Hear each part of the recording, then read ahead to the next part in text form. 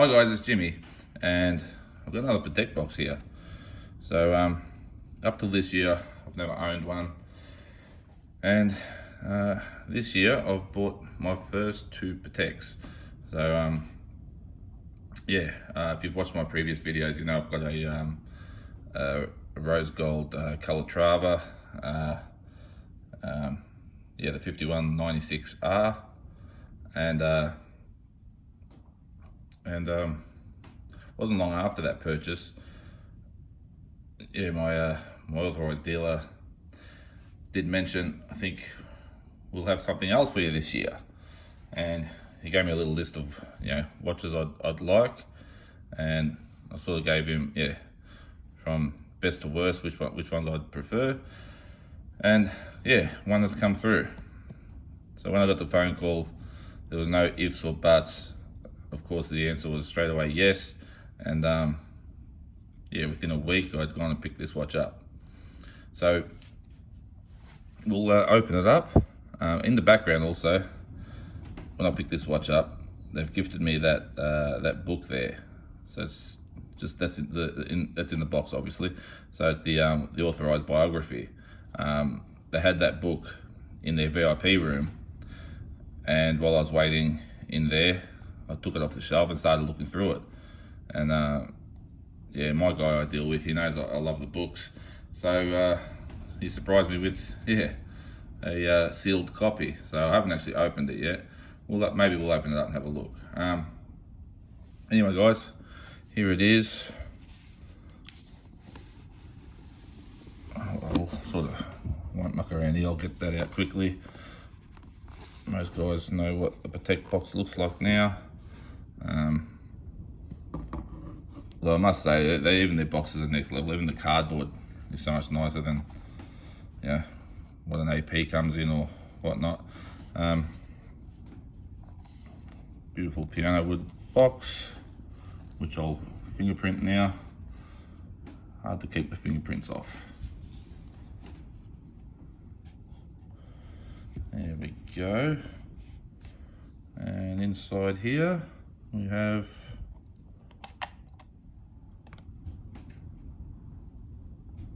a blue dial Aquanaut. So this is the 5168G. So it's in white gold, blue dial, black from the outside edges in. So it goes from black to blue. It's impossible to tell where the transition is, it's just so subtle.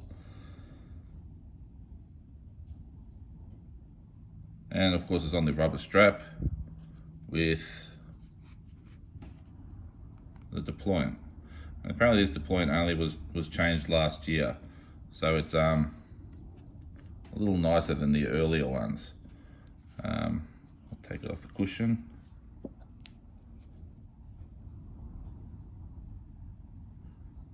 So you can see the beautiful detail inside the clasp, and yeah, it's got the twin pushers, and I must say they just work so delicately, so quiet. The refinement of that clasp is amazing.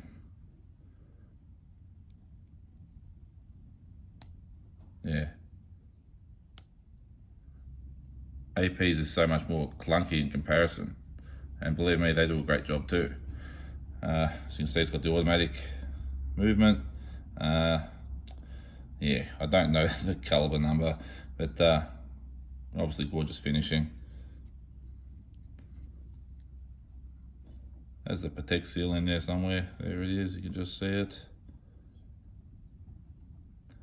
But yeah, as much as it's nice having a display back, this is where it's at. It's just, yeah, gorgeous watch. I've looped the dial. The gold surrounds on the numerals is just next level refinement. It's amazing. The dial surface itself is, by what I can tell, nothing high tech. It is a nice finish. Obviously the color, the way they've done it, is gorgeous. The hands are just, yeah, done in they're just so precise, so perfect. I can't find, even under a strong magnification, any little, imperfections. It's not running, I better wind it up.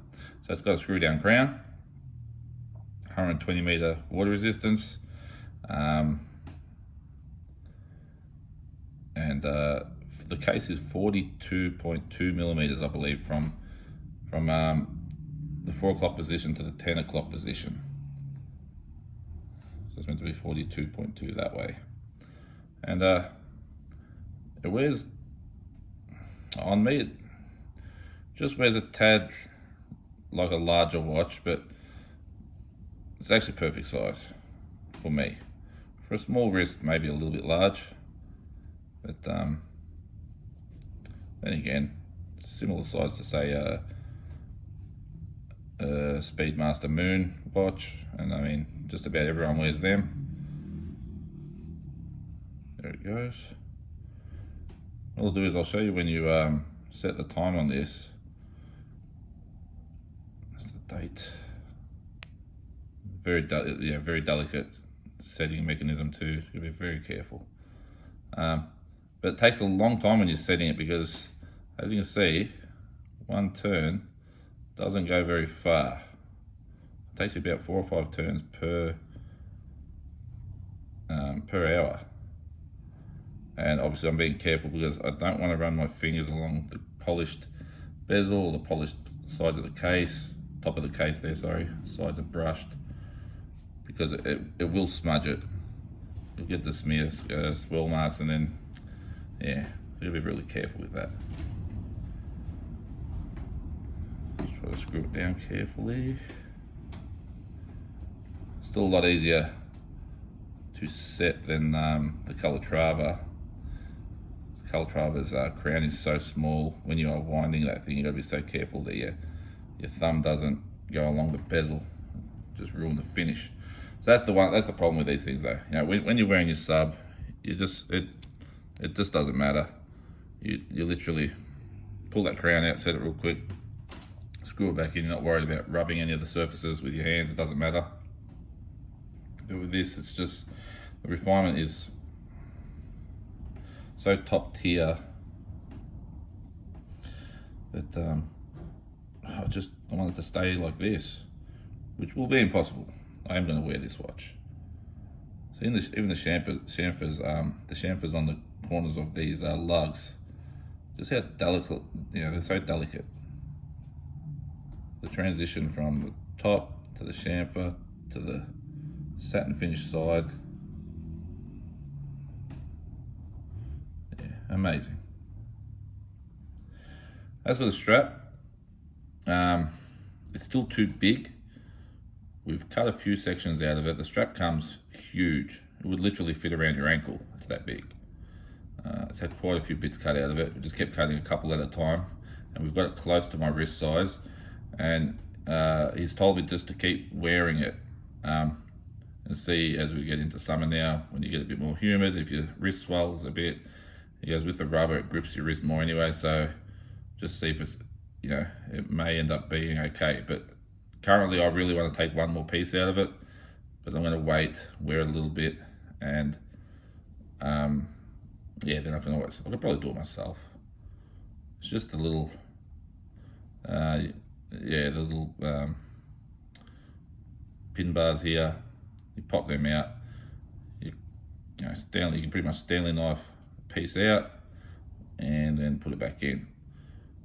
Of course, at the authorized dealer, they've got a special like guillotine tool, which they put the band in and then guillotine that piece out. And judging on the way you have to push down on that guillotine, this is a really sturdy rubber, very high quality. And for what they charge, you'd bloody want it to be too. Just look how that lines up. It's amazing. So what I'll do is I'll put on the wrist while I'm taking this watch off. Just I think it's, I've got these two pieces now. So I've got a sort of sporty piece, a dress piece, and I've just got to slow down now. Just enjoy these and just have a good think about what's next, because right now what's running through my head is literally, just chasing Pateks after getting my hands on a couple of pieces and actually, wearing them. I just, the rest of my collection I haven't really thought about, not even my APs. What can I say? And as much as this is on a rubber band, it goes really nice with with a nice shirt as well. It's going to look a little bit. Let me adjust the camera. You can see it's too big. It's hanging off me. But look how flat it wears.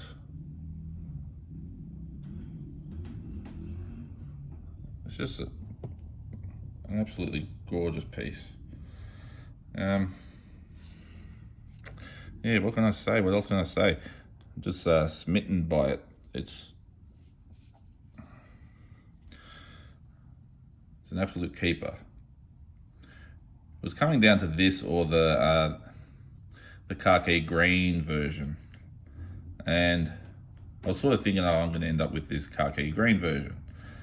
But in the end, I'm glad I ended up with the blue one, because I think it's more versatile, especially how dark the blue is. Yeah, it's sort of, you can wear it casual and you can dress it up quite a bit as well. Whereas with the khaki green, I think it's more strictly casual. Could be wrong. I mean, I don't own one, obviously. But the other great thing is this is the 20-year anniversary one, which was, so this was, it debuted in 2017. Yeah, because the Aquanaut came out in 1997. So yeah, it's a 20-year anniversary. So it's quite an important piece. And hey, with the size at 42.2, it fits me really well. So yeah. I've only worn it very little, that's why I thought I'd better do this video before I do put any marks on it, just to show you what it presents like brand new. And hey, it's an absolute winner.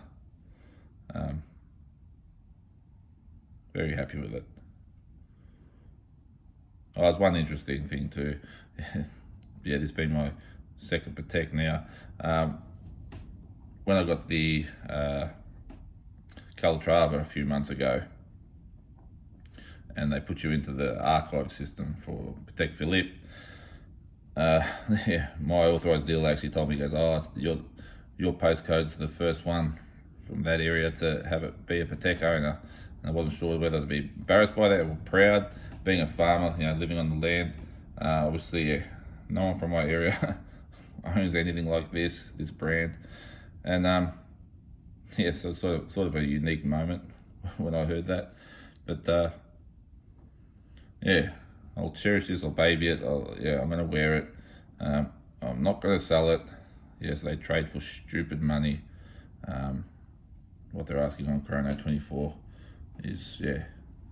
I mean, it's not a cheap watch to begin with. When you think about it, it's not a lot of, I mean, it's the brand, obviously, but material-wise, there isn't a whole lot of gold in it. And, yeah, paying big bucks. But, I've been collecting for a long time, and I've only just, finally pulled the trigger on Patek this year. So it wasn't anything done hastily. I do respect it, and realize what the brand is and what it means. So that's about it, guys. I think I've rambled on enough. I hope you enjoyed it. Yeah, hope I showcased it well, just so you can see beautiful refinement. It's gorgeous. Anyway, that's as good as I can do, guys. So till next time, have a great day. Bye bye.